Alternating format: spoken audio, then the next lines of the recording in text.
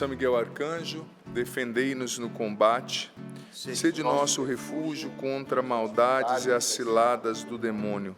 Ordena-lhe Deus, instantemente o pedimos, e vós, príncipe da milícia celeste, pela virtude divina, precipitai no inferno a Satanás e a todos os espíritos malignos que andam pelo mundo para perder as almas. Amém. Santo anjo do Senhor, meu zeloso guardador, se a ti me confiou a piedade divina, sempre me rege, me guarda, me governa, me ilumina. Amém. Deuteronômio, capítulo 28, versículo do 1 ao 6. Essa passagem é muito bonita, gente. Nós a ouvimos muito, sobretudo no tempo da quaresma, esses tempos mais fortes, a igreja a traz muitas vezes na primeira leitura, né, e traz como meditação para nós. Promessas de bênção é o título aqui que a Bíblia da CNBB colocou. Se obedeceres fielmente a voz do Senhor teu Deus, observando e praticando todos os mandamentos que hoje te prescrevo, o Senhor teu Deus te elevará acima de todos os povos da terra. Atenção nesse versículo 2. Se obedeceres a voz do Senhor teu Deus, virão sobre ti e te perseguirão todas essas bênçãos. Bendito serás na cidade, bendito serás no campo, bendito será o fruto do teu ventre, o fruto da terra, a cria dos animais, do gado e das ovelhas.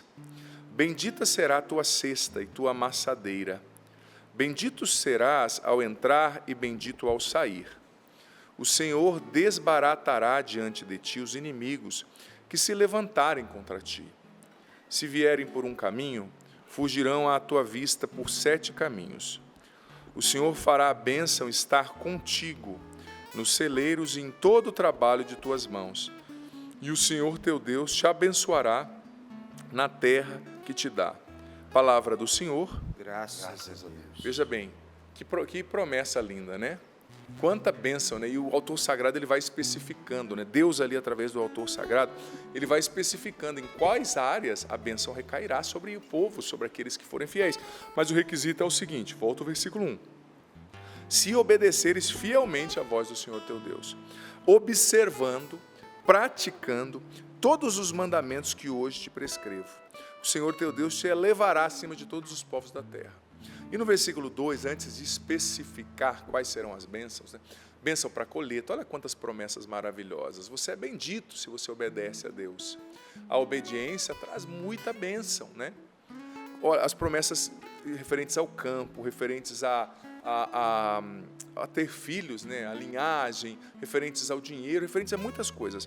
Mas antes de especificar quais são as bênçãos, no versículo 2 ele diz: se obedecerdes a voz do Senhor teu Deus, virão, guarda essa palavra virão, sobre ti todas essas bênçãos e te perseguirão, te seguirão, né? Todas essas bênçãos. Essa palavra virão, ontem eu estava fazendo um estudo bíblico mais aprofundado sobre isso. Você sabe que as traduções de algumas Bíblias trazem assim: virão sobre ti essas bênçãos. Algumas traduções vão recair sobre ti todas essas bênçãos. Mas você sabe que ontem eu estava fazendo um estudo, essa palavra na Bíblia que foi escrita em grego é a palavra kalgsherv, e do hebraico kalgsherv e do grego heurosousin, que poderia ter sido traduzida como o seguinte, presta atenção: se você obedecer à voz de Deus, todas essas bênçãos te perseguirão e te pegarão de surpresa. A tradução desses dois termos, a palavra como foi escrita no grego, depois traduzida para o hebraico, né? O grego heurosousin e do hebraico kalgsherv. Se você obedece a Deus, presta atenção, olha só, entenda o que o padre está falando. A Bíblia está dizendo que essas bênçãos vão te perseguir e vão te pegar de surpresa. Que fantástico isso. A hora que eu vi o sentido dessa palavra, eu falei, Jesus, que forte. Porque, você já viu aquela expressão, né? Às vezes acontece alguma coisa, a gente fala assim, nossa, me pegou de calça curta, né? Já viu essa expressão? Deus está dizendo, se você obedecer a Ele, as bênçãos dEle, em primeiro lugar, vão te perseguir. O que é ter o Diácono Nelson que fala que ele não tem seguidor, ele tem perseguidor, né? O que é uma pessoa que te persegue, né? Aquela pessoa que está na tua cola, você fala, me deixa, me esquece, a pessoa lá atrás de você. Deus está dizendo que as bênçãos dEle, ei, você está entendendo o que eu estou falando? Escuta, presta atenção, filho, filha, vão perseguir você e vão te pegar de surpresa. Ou seja, você não está esperando, mas você está caminhando em fidelidade, você está caminhando em oração, você está caminhando em obediência, e nada acontece. Você está lá honrando a Deus, você está lá amando sua família, você está lá honrando seus pais, você está lá sendo um bom esposo, uma boa esposa, você está lá todos os dias fazendo a sua oração, quando ninguém está vendo, sabe? Ninguém está assistindo, não tem ibope, não tem curtida, não tem live, e você está lá. Então a palavra está dizendo o seguinte: se você faz isso, essas bênçãos vão pegar você de surpresa, vão pegar você de calça curta. Você não imagina, mas de repente Deus diz: ó, está pronto. Já aconteceu com você? Eu acho que os meus irmãos já viveram essa experiência, e eu já vivi. De eu pedir uma coisa para o Senhor, assim, para Deus, e rezar, e de repente esquecer aquilo que eu pedi, e continuar vivendo a minha vida ordinariamente. De repente Deus se manifesta e fala: ó, está pronto. Eu só não te falei antes para você não atrapalhar. Mas eu já estava fazendo, né? Eu já estava trabalhando no que você falou. Eu já estava construindo esse caminho, né? E Deus é assim. Essa palavra nos revela o quê? Que Deus é o Deus das surpresas. De Deus você pode sempre esperar surpresas. Porque se você o obedece, estou trazendo a etimologia para a gente entender a profundidade, né? Se você o obedece, as bênçãos dele vão te perseguir, te pegar de calça curta, vão pegar de surpresa. E é tão bom, meu Deus, como é maravilhoso, como é especial. Eu vou ser sincero para ti, não tem coisa melhor do que quando as bênçãos de Deus te pegam de surpresa. Como a gente se sente amado, né? Como a gente se sente escolhido, como a gente se sente recompensado pelas nossas esperas. E às vezes Deus faz o milagre esperar não acontecer de propósito, para quando Ele fizer ser maior ainda, impactar mais pessoas, né? Você não sabe, você está aí falando: padre, mas as portas não se abrem na minha vida, eu não vejo favor, eu não vejo reconhecimento. Ei, continue honrando a Deus, continue sendo fiel, porque você não sabe para quem Deus está falando de você. Deus está falando de você para alguém. Às vezes chegam convites para a gente assim que você nem imagina: mas como é que essa pessoa me conhece, né? Como é que essa situação surgiu? Como é que essa porta se abriu? Porque enquanto você está aí, na fidelidade do ordinário, do dia a dia, Deus está falando de você para pessoas. E como disse São Paulo, bom não é aquele que recomenda a si mesmo, mas é aquele que o Senhor recomenda. Às vezes você está lá na fidelidade, esperando um favor, uma porta se abrir, e não se abre, mas você está ali honrando a Deus. E Ele está lá mostrando você para outras pessoas, Ele está lá abrindo portas. Só que eu digo para ti, às vezes Deus não mostra o que está fazendo, para que nós não atrapalhemos. Porque a gente tem a tendência, eu não sei você, eu acho que é humano, né, consequência do pecado original. Então Deus, faz assim, faz assado. Acho que Ele deve parar e falar: mas quem que é Deus nesse negócio aí, né? Quem que manda? Porque a gente tem que ter em mente uma coisa, que está lá na carta de São Paulo aos Coríntios. O que Deus preparou para você, filho, filha, para mim, é infinitamente maior do que aquilo que a gente pode pedir ou pensar. São coisas que os seus olhos não viram, seus ouvidos não ouviram, seu coração não imaginou. Então, se você simplesmente quer conduzir do seu jeito, você vai colher 10% do que Deus tinha para você. E você sabe que às vezes Deus aborta os nossos planos. Entenda bem o que eu estou dizendo, tá? É forte, mas é assim que acontece. É aquilo que Jesus disse no Evangelho de João 15. Aquele que está produzindo fruto, meu Pai que é o agricultor, poda, né? Às vezes Deus aborta alguns planos, porque os nossos planos, eles iam gerar, assim, alguns frutos, né? E Deus quer que nós geremos muitas espigas. Por exemplo, o milho. Você sabia que uma espiga pode ter de 340 a 385 grãos? Uma espiga de milho, às vezes até 400, se for uma espiga graúda. Às vezes você está ali com 5 sementinhas, Deus está falando: meu amigo, eu tenho uma espiga. Deus vai te dar 10 espigas, cada uma com quase 400 grãos. E você tinha 5 grãozinhos. Então, quando Deus permite que um plano seja abortado, quando Deus permite que uma porta se feche, é porque Ele já tem uma porta infinitamente maior e melhor preparada para mim e para você. Então, qual é o sentido dessa palavra? Honre a Deus na fidelidade, no dia a dia, com fidelidade, melhor dizendo. Obedeça os mandamentos quando ninguém está vendo. Porque se você fizer isso, as surpresas de Deus vão te alcançar. E nós temos alguns exemplos bíblicos que corroboram isso. Um exemplo que eu gosto muito de lembrar, quando eu estudava ontem, eu estava lembrando, né? Paulo e Silas na prisão, fazendo bem, pregando o nome do Senhor, deram a sova nos dois, tadinho, bateram, deixaram os dois inchados, trancaram no último pavimento da cadeia, o lugar mais escuro, amarrados. E o que eles fizeram? Começaram a reclamar, chorar, fizeram uma live pedindo, dizendo o quanto que eles estavam injustiçados. Não. Eles estavam fazendo o quê, diz o livro dos Atos dos Apóstolos? Cantando hinos de louvor a Deus. Estavam lá. Talvez Paulo e Silas estivessem conformados com a situação deles. Olha, nós estamos aqui nessa cadeia, nós vamos ficar aqui e pronto, é isso. É o que temos para hoje. Mas o que a palavra diz? Que à meia-noite, de repente, uma surpresa, um terremoto. E justamente as correntes deles se romperam com esse terremoto. Gente, mas eles estavam no último pavimento, no calabouço do calabouço, né? Amarrados a um tronco, um lugar sujo, fedido, tinha água, né? Segundo alguns historiadores da época. E eles estavam lá, mas de repente eles estavam cantando, louvando a Deus, eles não estavam reclamando. O Deus das surpresas, se manifestou. E o terremoto libertou esses dois. Deus através desse terremoto, né? Então eu digo para você que talvez esteja sofrendo, que esteja passando um deserto aí na sua vida, não fica reclamando, filho. Eu respeito o seu sofrimento, a sua dor, mas tem gente que fala que está com dor e começa a reclamar, que está sofrendo e começa a reclamar. Uma pergunta racional, né? A reclamação resolve o problema? A reclamação muda o quadro? Não. A reclamação piora. Então passe pelo deserto dando glória a Deus. Passe pelo deserto louvando, cantando hinos ao Senhor. Porque quando a gente louva em meio à provação, isso confunde o demônio. Quando a gente louva em meio à provação, isso atrai o favor de Deus de uma maneira, abundante sobre nós. Mais uma vez eu digo, amado, amada, eu respeito a sua luta, a sua dor, a perda que você teve de alguém, talvez nesse ano, né? Você faliu, aquela pessoa te escolheu te abandonar e te abandonou, é duro, né? Mas passe por essa prova dando glória a Deus. E o Deus das surpresas vai se manifestar com bênçãos que excederão o que você pode pedir ou pensar, né?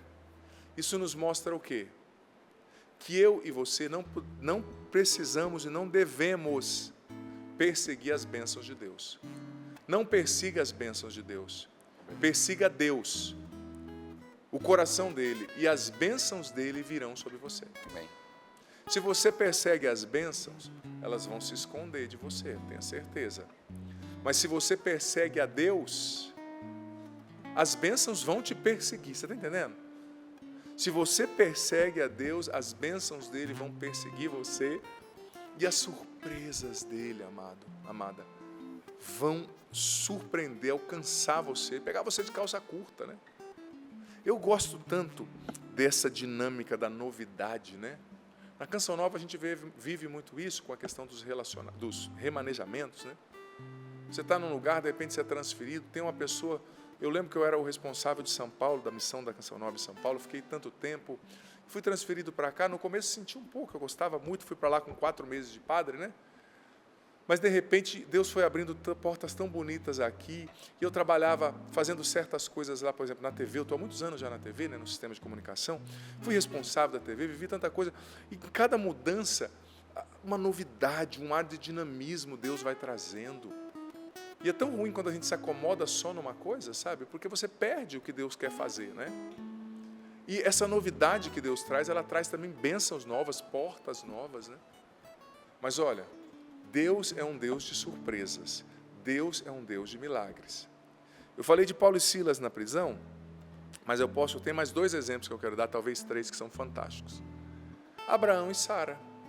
Abrão, né, como ele saiu lá de Ur, na Caldeia, Mesopotâmia, onde hoje é o Iraque, né? Ele largou tudo e foi para a Terra Prometida. E Deus disse para ele, eu vou te dar um descendente. Só que, gente, ele já tinha 90 anos, né? Quando Sara engravidou, ele tinha 90 para 91. Quando ele saiu de Ur, na Caldeia, ele tinha 70. Então Deus prometeu, mas e aí, Deus? Nada aconteceu, ele perdeu a fé, ele se empacetou, ele engravidou a serva, né? Fez uma lambança. E quando ele achou que não tinha nada mais para acontecer, ó, vou fazer até o barulho aqui do estalar do dedo. O Deus de surpresa se manifestou. Sara grávida, em idade avançada, estéril. Às vezes Deus faz a situação ficar impossível do impossível, para Ele fazer o milagre e mostrar que é Ele que fez, que a glória é só dEle e que Ele é o Deus do impossível. Abraão, claro, ele teve o seu momento de titubear, teve, né? Faz parte, às vezes a gente tem também os nossos momentos de fragilidade, mas em geral, né, em suma, ele continuou fiel a Deus, ele continuou ali, ele tinha abandonado a terra dele, ele estava seguindo a promessa, e Deus lhe deu o filho da promessa, Isaque. A surpresa de Deus aconteceu, sabe? E a surpresa de Deus, às vezes, é o que a gente espera, e muitas vezes a surpresa de Deus, o nome já diz, é uma surpresa, é algo que você não esperava. Mas se você vive o sonho de Deus, filho, mesmo que seja o que você não esperava, você vai ver que o sonho dele é melhor, é maior, é mais poderoso. Outro exemplo fantástico, o paralítico de Betesda, não precisa abrir, eu só estou citando aleatoriamente, né? A do Evangelho de João. Há 38 anos, gente, ele ia naquela piscina, esperando que o anjo movesse a água, tinha toda uma crença, né? Quando o anjo movesse a água de tempo em tempo, o primeiro que chegasse naquela água seria curado. E há 38 anos ele se arrastava, ele era paralítico, gente, imagina essa cena, comendo pó da terra, mas 38 anos na fidelidade. Com certeza Deus viu a fidelidade daquele homem, com certeza Deus viu a perseverança daquele homem. Qual que é a sua piscina de Betesda, filho, filha? Qual que é o seu desafio? Deus viu a perseverança daquele homem, Deus viu o sofrimento, Deus viu a luta. E o que aconteceu? De repente, o Deus das surpresas foi até ele. Jesus chegou e falou, você quer ser curado? E ele até nem entendeu, começou a explicar, não, mas não tem ninguém que me coloca lá, Jesus, eu estou vindo aqui há 38 anos. Jesus disse, não, você não entendeu com quem você está falando. Você não entendeu o que eu estou te pedindo, o que eu estou te propondo. Você quer ser curado? Sim, Senhor, eu quero. Então levanta agora e anda. Acabou. Quando você honra a Deus, talvez você está há 38 anos, é uma metáfora aqui, lutando por esse sonho, lutando por esse ideal, esperando em Deus. Deus está vendo cada uma das suas lágrimas. Como diz o salmista, Ele recolhe cada uma das suas lágrimas num odre, né, num vidro ali, num vaso. Ele está vendo a sua perseverança, Ele está vendo a sua fidelidade. E a Bíblia diz que Deus sempre honra aqueles que o invocam. Se uma pessoa no livre-arbítrio dela escolheu bagunçar com você, quem está perdendo é essa pessoa. Mas permaneça fiel a Deus, porque Ele vai te fazer feliz, Ele vai te honrar. E onde você foi ferido, sabe? Às vezes é assim que acontece, né? Onde você foi ferido, biblicamente, a gente vê isso acontecendo, você vai ser exaltado. Se você espera em Deus, se você faz de Deus a sua prioridade, repito mais uma vez, não persiga as bênçãos de Deus, persiga Deus.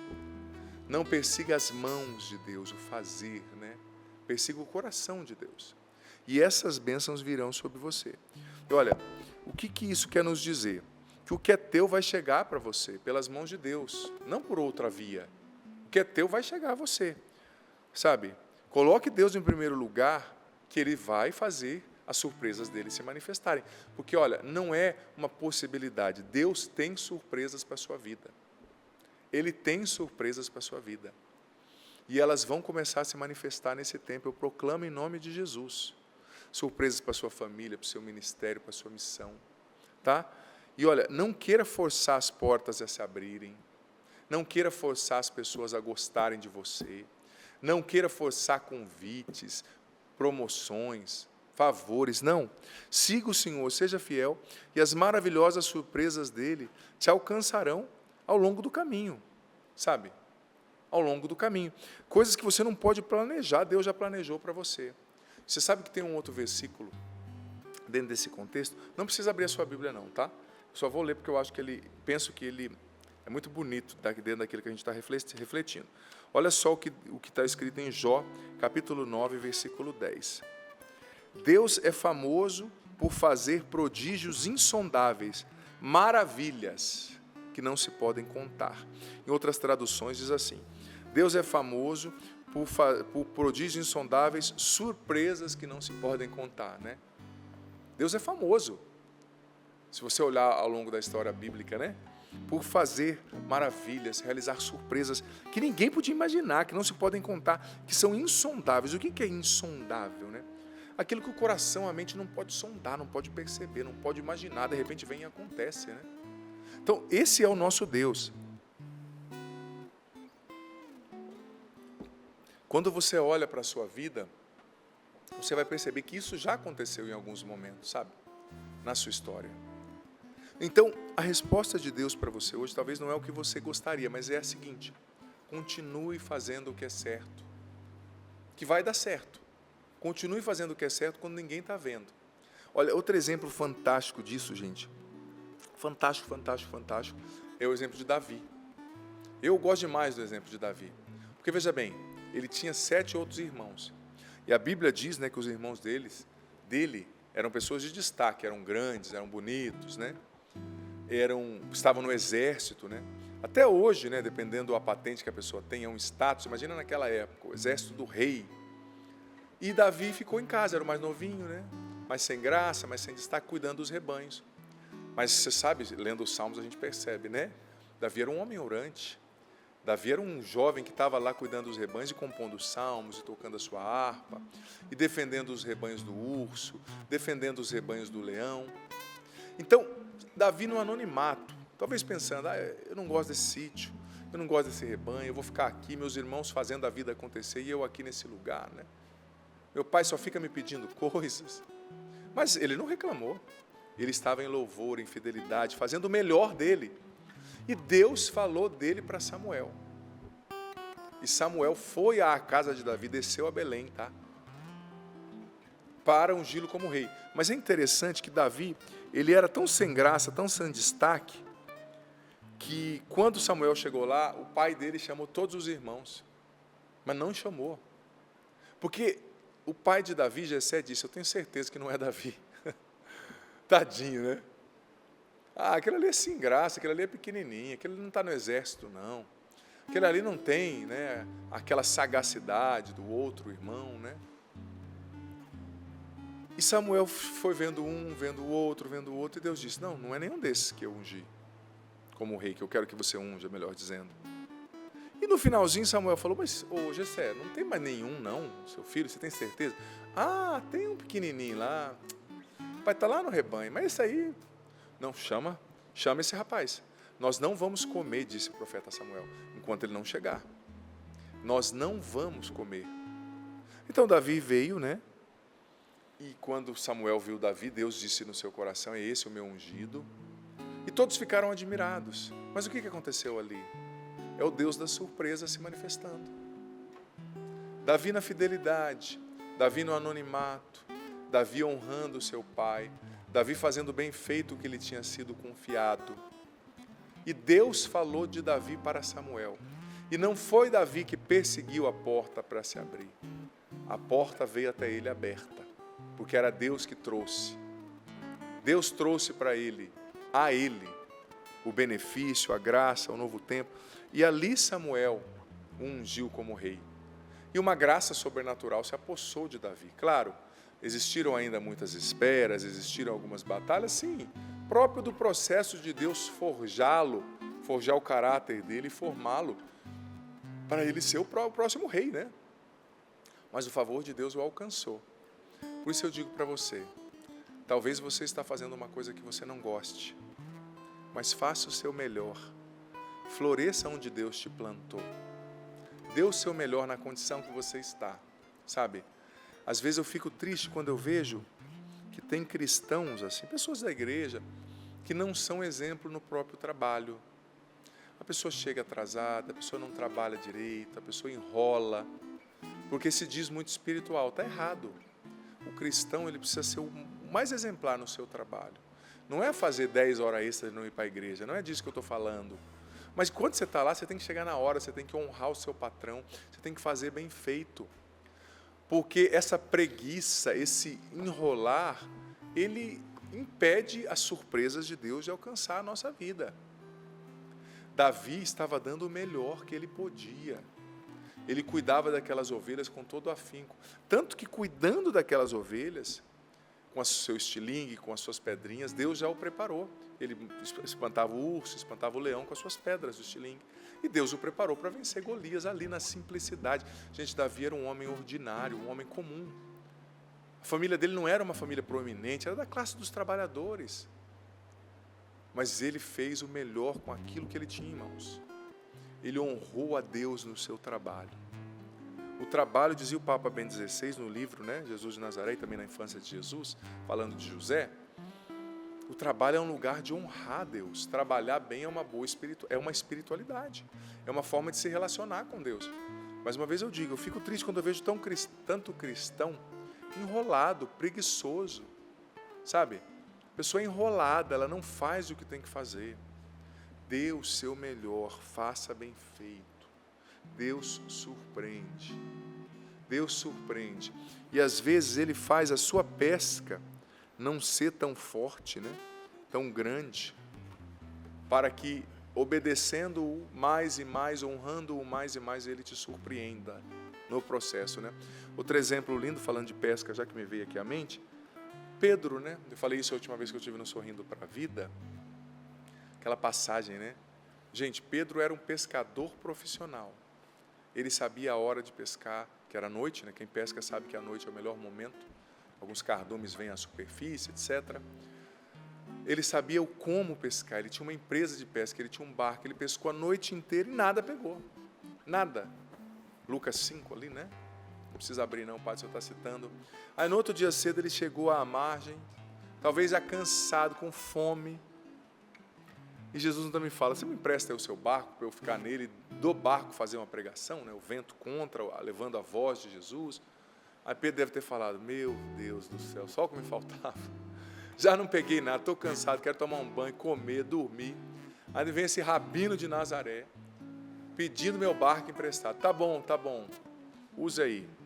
E Pedro ficou ali, ouvindo a palavra, talvez algumas coisas já o tocaram ali na pregação. E de repente Jesus disse, Pedro, vamos pescar? Pedro deve ter falado, cara, esse cara é carpinteiro. O que um carpinteiro entende de pesca? Pedro era profissional, gente. Ele vivia de pesca, né? O que esse carpinteiro quer me ensinar? Mas Deus fez o resultado ser contra Pedro, né? A noite inteira, mesmo com toda a sua expertise, porque Deus queria surpreendê-lo. E Pedro disse, está lá, a gente já leu várias vezes essa passagem, tenho certeza que você já leu também. Senhor, olha, eu pesquei a noite inteira, peguei nada, mas pela tua palavra, vamos lá, eu vou lá jogar essa rede. E o que aconteceu, gente? Uma pesca hiperabundante.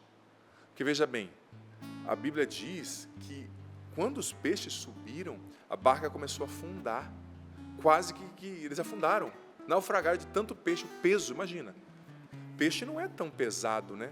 E lá, os peixes específicos lá daquela região, não são peixes como os da bacia amazônica, que tem peixes enormes. Então, para dar aquele peso, gente, era muito peixe. E aí eles chamaram os companheiros da outra barca, vem, corre aqui. E de repente, depois de tudo isso, Pedro caiu, né, aos pés de Jesus, falou, Senhor, se afasta de mim, porque eu sou pecador, né? Eu sou um homem rude, muitas vezes eu xingo, tomo minhas biritas, talvez eu era um pescador, né, gente? E Jesus disse, não, pelo contrário, eu permiti isso acontecer na sua vida, essa frustração, porque uma noite sem pescar é uma frustração, né? Eu permiti esse resultado negativo, eu vim até você, e agora sou eu que te digo, eu escolhi você, e a partir de agora você vai pescar para mim, você vai pescar almas, eu farei de você pescador de homens. Está vendo? Deus se manifestou com surpresas para a vida dele. Deus se manifestou com surpresas. Então, o que eu digo? Honre a Deus, continue rezando todos os dias, continue fiel, continue buscando, continue não pagando o mal com o mal, continue lutando para perdoar, continue dando o seu testemunho, porque enquanto você trabalha no testemunho, no silêncio, na discrição, quando você honra a Deus no silêncio, na discrição, Deus está trabalhando nos bastidores a seu favor. Porque veja bem, Deus é discreto, gente, diferente do diabo. O diabo gosta de fazer show, né? Deus é discreto. Você já viu alguma placa na frente da praia escrito assim, fui eu que fiz, assinado Deus, né? Não, as obras de Deus falam por si só. O diabo faz um estardalhaço, sua vida está perdida, sua família está perdida e quer convencer você que não tem jeito. Mas Deus nos bastidores, tá? Ele está trabalhando, trabalhando. Talvez Davi tivesse entediado ali. Talvez Davi, ali nos campos, estivesse pensando, nossa, Deus não me vê. Talvez Davi, como um jovem daquela época, quisesse muito estar no exército. Mas tal é o fato de que quando Davi foi lutar contra Golias, nem andar com a armadura do exército ele conseguia, né? A armadura dos soldados, do rei, que pesava, segundo os estudos, né, de 50 a 60 quilos, o menino. Ele estava ali triste, frustrado, mas ele honrou a Deus no silêncio. E o Deus da surpresa se manifestou a ele. Existem Samuéis na sua vida, aí, não sei se esse é o plural, né? Que Deus está levantando e falando de você para essas pessoas. Na hora certa, essas pessoas vão ser Samuel para você. Elas vão vir até você, elas vão abrir as portas, elas vão ser instrumentos de Deus para te levar aonde você tem que estar. Mas mais uma vez eu digo, não force a abertura de nenhuma porta, não empurre, não force, não queira forçar as pessoas a gostarem de você, não queira forçar as pessoas a te reconhecerem. Reconhecimento a gente não exige, a gente conquista, ou melhor, Deus nos dá, falando de nós para os Samuéis, né? Na vida. Então, concluo, já caminho para o final, dizendo, lendo mais uma vez, as bênçãos que Deus está falando aqui. Presta atenção, são muitas coisas. Eu vou ler agora do 3 ao 8, que Deus está falando. Se você for fiel, se você obedecer, se você seguir em fidelidade, olha quanta coisa Deus vai fazer.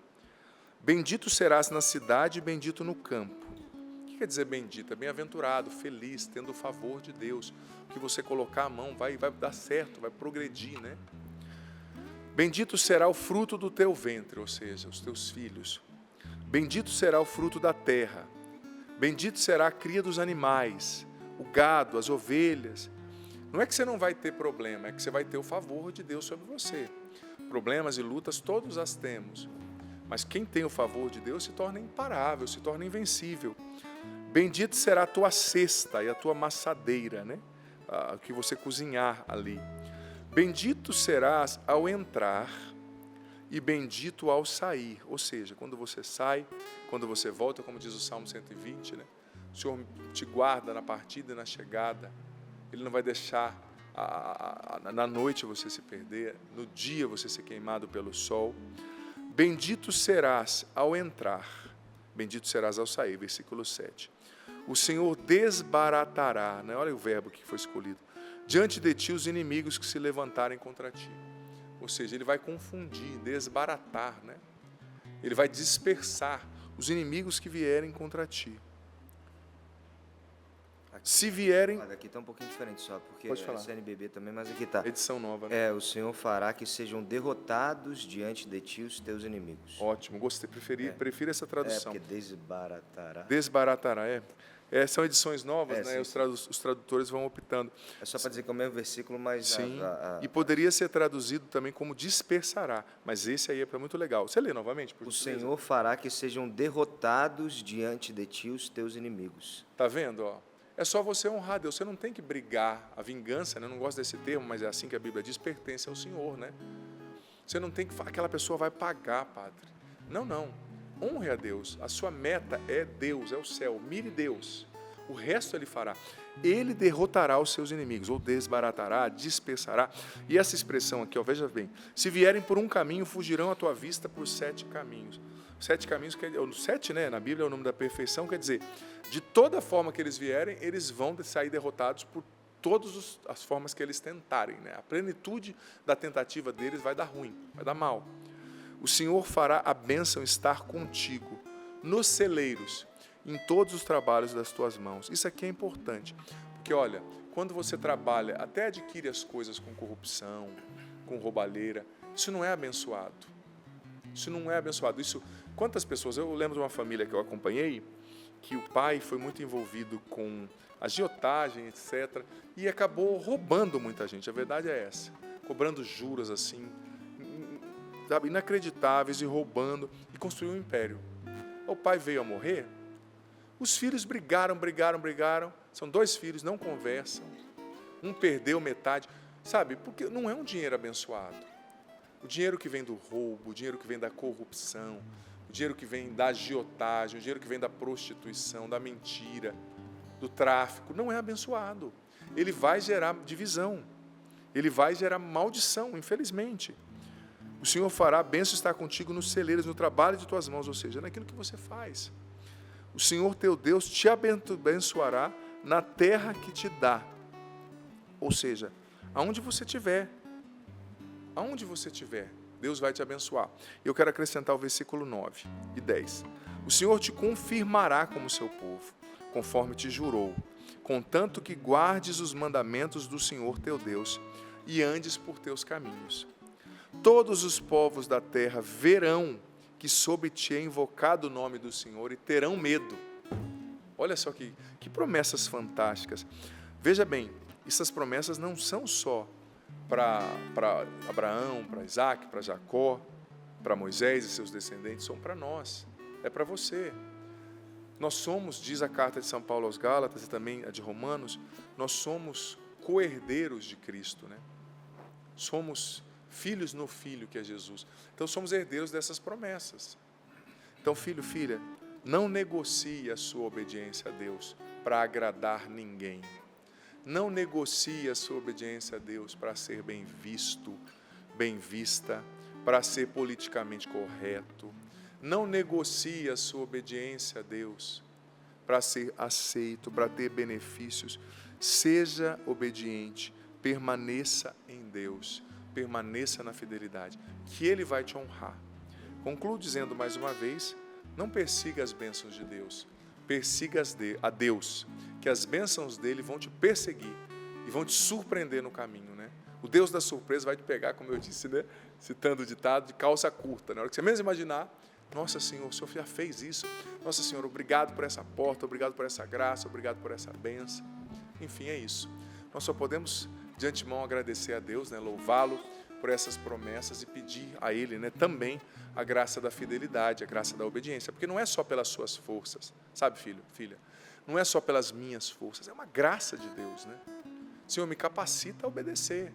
É assim que a gente tem que pedir, como dizia Santo Agostinho. Dai-me o que me mandas e mandes o que quiseres, né? Me capacite a te obedecer, me capacite a ser fiel, me capacite a refrear os meus impulsos. Eu quero, Senhor, mas sozinho eu não consigo. Essa é a nossa oração. E vem sobre nós, Espírito Santo, nos dá o entendimento do que ouvimos aqui. Vem encher o nosso coração de esperança, de fé no Deus das surpresas. Vem, Espírito Santo de Deus, nos dá a consciência de que, obedecendo ao Senhor, as bênçãos dele nos perseguirão e nos alcançarão de surpresa. Vem, Espírito Santo, nos batiza, nos dá entendimento. Vem nos libertar da preguiça, do desânimo, do comodismo. Vem, Espírito Santo, mexer as águas da fé, da esperança, do amor dentro de nós. Vem, Espírito Santo de Deus, nos capacita a obedecer, nos capacita a sermos fiéis, sozinhos nós não conseguimos. Renova-nos, encha-nos de fé, encha-nos de esperança. Vem sobre nós, Espírito Santo de Deus.